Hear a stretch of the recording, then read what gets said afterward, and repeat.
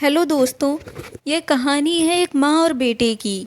कहानी को पूरा ज़रूर सुनिएगा और कमेंट करके बताइएगा आपको कहानी कैसी लगी। राजेश अब बड़ा हो गया था।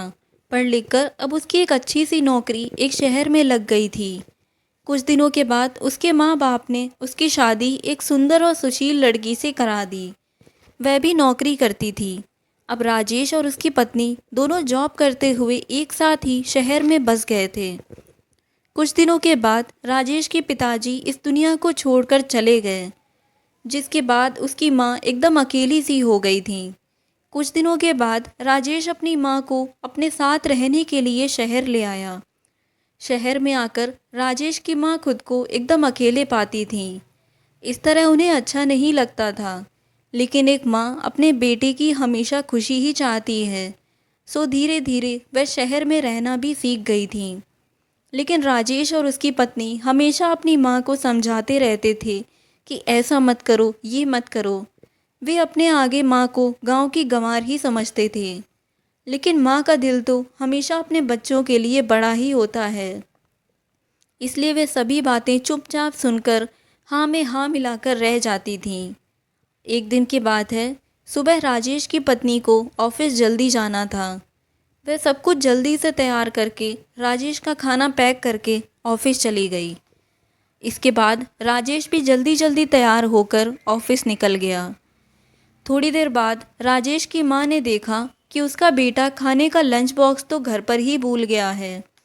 माँ बिना देर करते हुए फटाफट ऑफिस पहुँच गई और पास में एक कुर्सी पर बैठ गई, क्योंकि कंपनी में बाहर के व्यक्तियों को अंदर जाने के लिए मना था। बेटे को दिक्कत ना हो इसलिए फ़ोन ना करके मैसेज किया, लेकिन राजेश अपने काम में बिज़ी था तो माँ के मैसेज पर ज़्यादा ध्यान नहीं दिया। माँ को इंतज़ार करते करते कई घंटे बीत गए। इस बीच कई मैसेजेस भी किए, लेकिन राजेश का कोई उत्तर नहीं आ रहा था। राजेश की माँ को चिंता होने लगी थी। राजेश अपनी माँ के कई मैसेज देखकर अंदर ही अंदर खूब गुस्सा होने लगा था। आज तो उसने तय कर लिया था कि घर जाकर माँ को खूब अच्छी तरह से समझा देगा कि यह उसका गांव नहीं है कि कुछ भी मनमानी करती रहेगी। शाम हो गई थी। राजेश घर जाने के लिए कंपनी के बाहर निकला तो देखा उसकी माँ तो यहीं खड़ी हैं। उन्हें देखकर उसका गुस्सा अब 7वें आसमान पर था। बिना कुछ पूछे ही वह अपनी माँ को डांटने फटकारने लगा। वह बोला, पहले तो घर में खाली बैठे बैठे मैसेज से परेशान करती रहती हैं और अब तो उसकी कंपनी में भी आ गई हैं। यह उनका गांव नहीं है जो मनमानी करती रहेंगी। यह सुनकर राजेश की माँ ने खाने का टिफ़िन राजेश की ओर बढ़ा दिया, जिसे देखकर राजेश को अब समझते हुए देर न लगी कि वह अपना खाना भूल गया था, जिसे माँ देने के लिए यहाँ आई थी।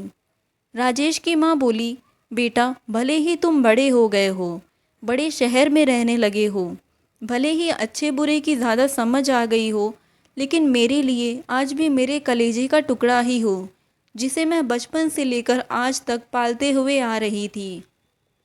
राजेश की अब आंखें खुल चुकी थीं।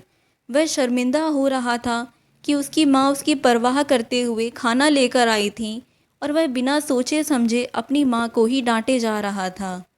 उसे अपने किए पर बहुत पछतावा हो रहा था। माँ ने उसे अपने गले लगा लिया।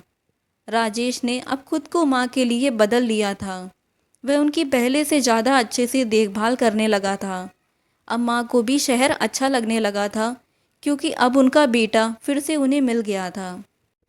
इस कहानी से सीख मिलती है कि एक तरफ जहाँ हम पढ़ लिख कर खुद को ज़्यादा ही समझदार समझने लगते हैं, जिससे जाने अनजाने में माता पिता की बातों को गलत साबित करने में लग जाते हैं, लेकिन हम सभी यह भूल जाते हैं जिस माँ बाप ने अपने बच्चों की खुशियों के लिए अपनी खुशियों तक का त्याग कर दिया हो, वो माँ बाप भला अपने बच्चों का कैसे पूरा कर सकते हैं।